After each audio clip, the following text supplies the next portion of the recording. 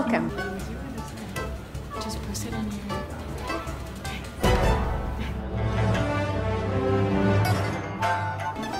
How are you?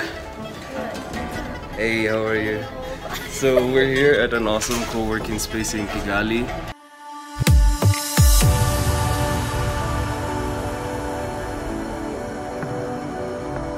Pour mieux travailler de nos jours dans un endroit calme et rempli de connexions, hormis les centres culturels, les médiathèques, les bibliothèques que certains d'entre nous fréquentent, au-delà de ça, il existe des espaces au travers le monde qui sont non seulement de vrais lieux de travail individuel, mais des vrais lieux de partage, d'échange et de transfert de compétences qui ont pour but de mettre en relation des personnes. Et c'est un investissement que je conseille à tout entrepreneur.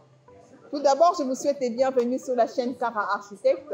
Je suis Karine Sambo, architecte et enseignante à l'Institut supérieur d'architecture et d'urbanisme. Il s'agit ensuite. C'est mais que nous attendons tous à savoir est le co-working. Je vais commencer par vous raconter une petite histoire de la création et d'où viennent ces mots et concepts. Son histoire voit le jour dès la Renaissance italienne. Certains artistes opèrent alors dans des espaces de travail collaboratifs, lieux d'échange de savoir, de techniques et idées. Ils s'allient avec d'autres créateurs, mais aussi des scientifiques, pour pousser les processus artistiques toujours plus loin. Dans les années 1800, le même principe s'applique dans les co-working du milieu des arts berlinois. Ces processus de l'espace de travail partagé moderne en contiennent déjà les principes fondateurs. Ils offrent les occasions de partager l'expérience professionnelle, d'échanger de nouvelles idées et de tisser un solide réseau d'affaires. En 1999, l'écrivain et concepteur allemand Bernie de Cohen utilise le terme co-working lors d'une conférence pour décrire des espaces de travail partagés. Neuberg soutient avoir trouvé le terme indépendamment de son collègue allemand et souligne qu'il décrit une réalité différente.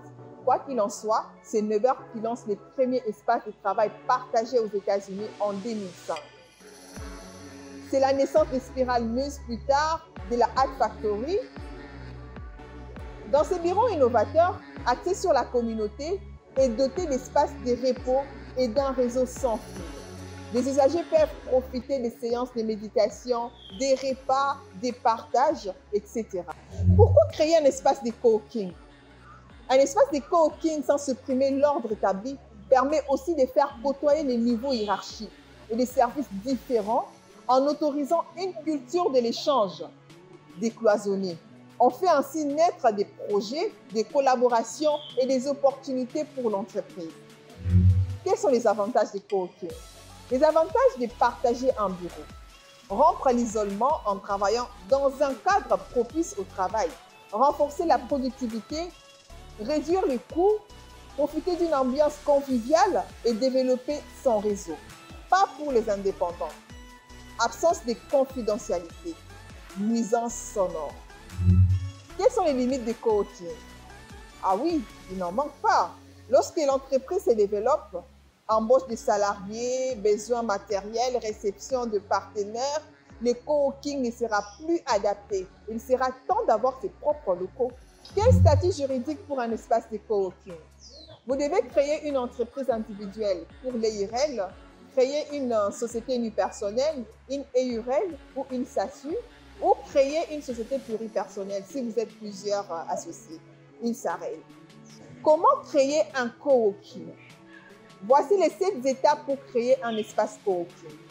Définir son concept de coworking, trouver les lieux adaptés, organiser des espaces de travail, désigner l'intérieur, équiper son centre de coworking.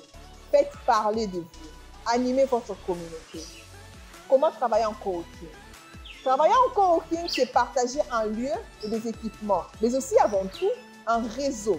Les espaces de coworking permettent de mettre en place une communauté de travailleurs qui vont avoir la possibilité de mutualiser leurs compétences. Le coworking en Afrique, c'est un phénomène très actuel, même si son histoire date de plusieurs siècles. Si les origines du mot restent nébuleuses, l'engouement pour les espaces de travail partagés continue de croître.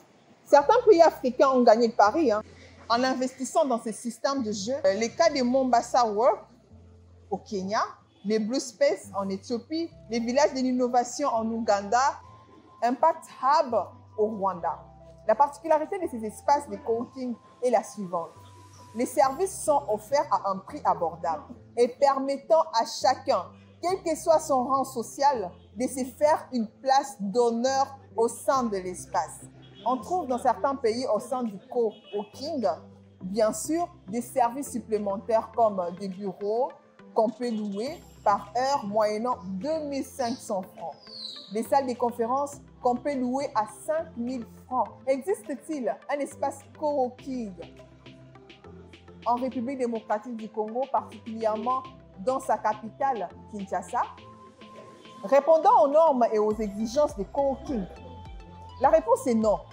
Un espace de coworking a un but très précis. Facilite l'accès à l'espace moyennant un prix abordable. Favorise le développement des petites entreprises. En tant qu'architecte, en ma qualité de trouver des solutions face à certains problèmes et carences au niveau sociétal, ces problèmes qui ne sont autres que des éléments favorisant la baisse au niveau de la percée en affaires, pour certains jeunes, il y a un vrai souci des espaces de partage entre des personnes portant une vision, entre des petites entreprises qui doivent s'entraider et travailler en partenariat malgré leurs faibles revenus. Les start-upers qui doivent vraiment se mettre au travail dans un espace et environnement sain. Les étudiants qui doivent trouver un espace et une connexion les permettant de travailler, et cela à un prix abordable. Certains considèrent le coworking comme un tiers-lieu, un espace intermédiaire entre la maison et le travail, et d'autres auteurs ne les considèrent pas comme des tiers-lieux. À Kinshasa, les coworking doivent sûrement voir le jour dans le périphérique pour permettre à chacun de travailler sans effectuer un long trajet. Pourquoi pas dans toutes les 26 communes respectives? C'est une proposition que je mets à la portée de la population et du gouvernement congolais.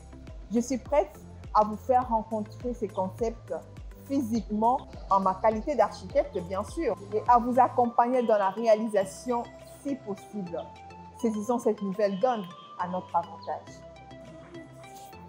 Ensemble, raiderons l'image de notre beau continent, chacun moyennant son champ d'action.